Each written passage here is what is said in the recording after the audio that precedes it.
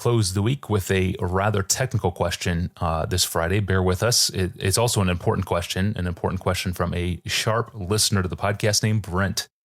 Pastor John, hello. Can you tell me why modern English translations translate catesis in 1 Peter 2:13 as institution or authority or ordinance?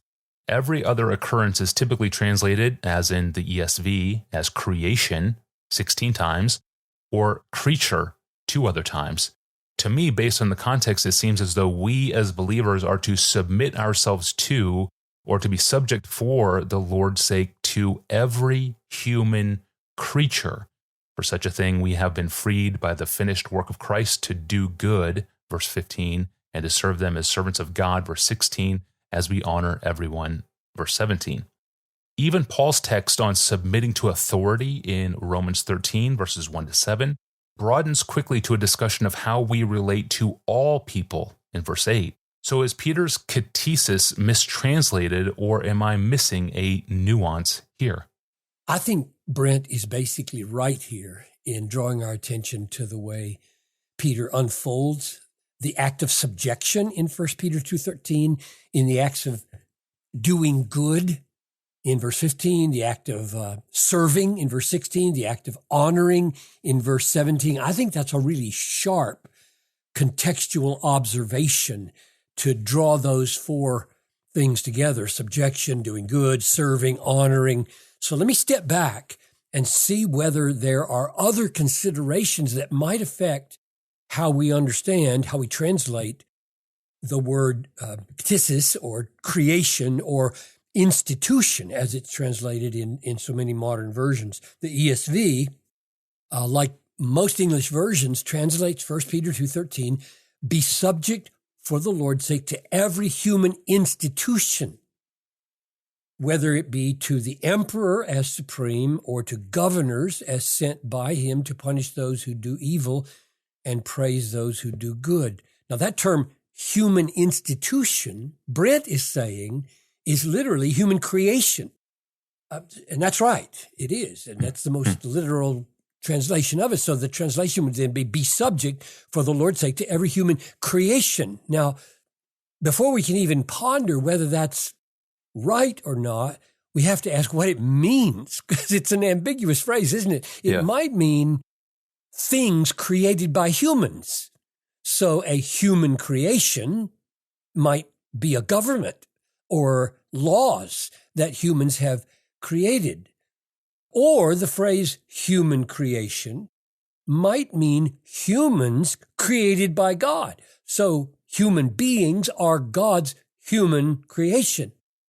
So 1 Peter 2:13 might mean be subject to whatever man creates, or be subject to the persons that God creates. Which is it? And I think the answer, if you just take those 2 questions, would be pretty clear from the use of the word create and creation, the verb and the noun, throughout the New Testament. 39 times. I looked them all up. 39 times the New Testament uses this word create or creation, and without exception, no exceptions, they refer to God's act. Never in the New Testament does creation or create refer to something man has made or man does. So I think it would be highly unlikely that the term human creation in 1 Peter 2:13 would refer to something that humans create. Rather, the term very likely means human creation in the sense of humans that God creates. Human beings are God's human creation. Now that, in fact, is the way Brent, in his question, is understanding it.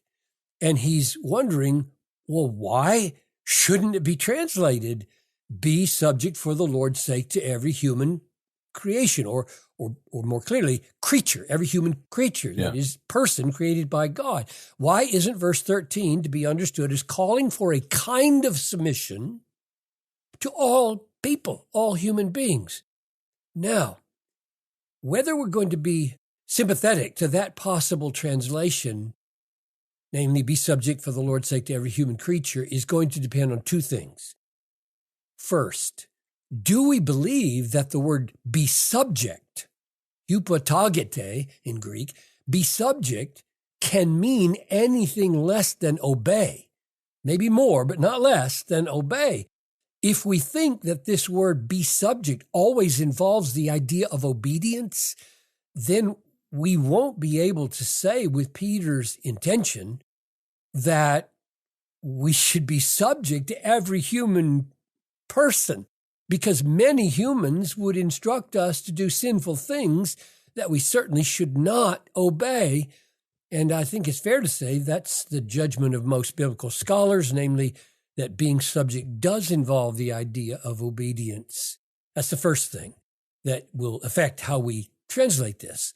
The second factor that leads people away from translating verse 13 as be subject to every human creature is that the immediate application and perhaps limitation that Peter puts on it is this. He continues, whether it be to the emperor as supreme or to governors as sent by him. So the argument is that since Peter is applying subjection to governors and emperors, he doesn't mean it to apply to all human creatures, but only to those whom God has created to have his appointed authority, as, for example, it is more clear in Romans 13, 1-4. Now, those two arguments are strong enough to incline me and most others not to take issue with the common translation,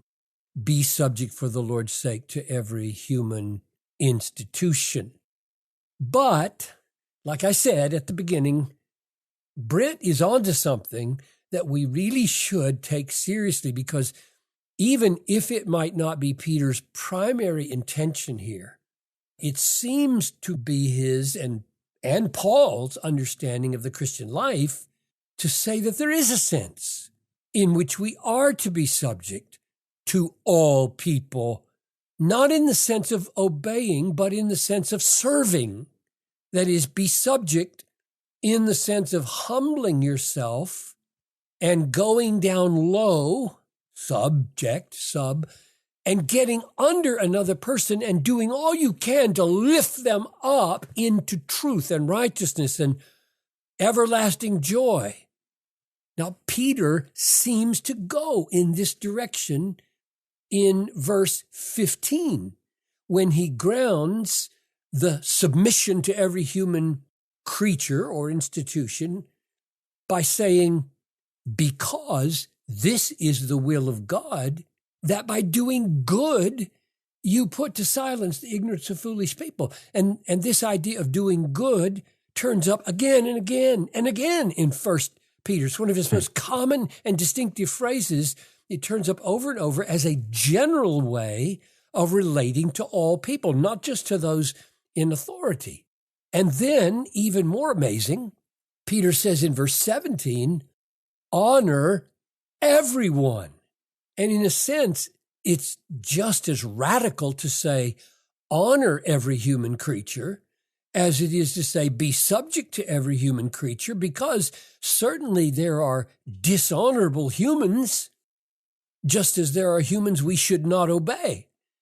So if there is a way to honor dishonorable humans, then there may be a way to be subject to humans that should not be obeyed.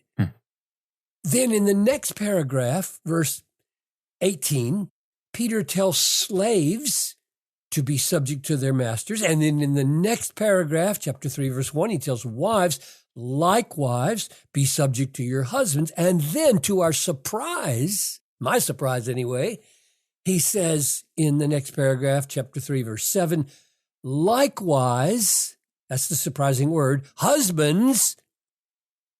And then instead of saying, be subject to your wives, which he doesn't say, he says, husbands, honor the woman as the weaker vessel and a fellow heir of the grace of life. So he's not going to say that the role of the wife and the husband are interchangeable in terms of authority and submission, but he is going to say, just like he did back in 2:17, where it says honor all people, that husbands are to honor their wives, all wives. And he introduces this command with likewise, as if it is a kind of repetition of the commands for submission that he's been giving to us in our relation to government, relation to masters, relation to husbands.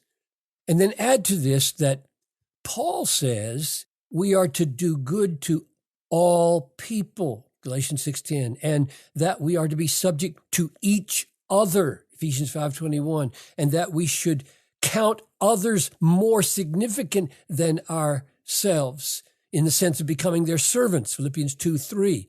In all those pointers, I think, in 1 Peter and Paul, I would say that Brent is onto something when he draws our attention to the fact that there is a sense in which Christians, following the example of the humble, sacrificial, suffering Christ, should be subject for the Lord's sake to all people, in the sense, not of obeying, but in the sense of desiring earnestly to go low and to do what we can to lift them up into the truth and into faith and into righteousness and into everlasting joy. So I think we should give Brent the benefit of the doubt here and say that's pretty sharp, and we ought to really consider that possibility. Yeah, that's a sharp question and suggestion. Thank you, Brent. And thank you, Pastor John. And thank you all for joining us today. You can ask a question of your own, search our growing archive, or subscribe to the podcast, all at desiringgod.org/Ask Pastor John.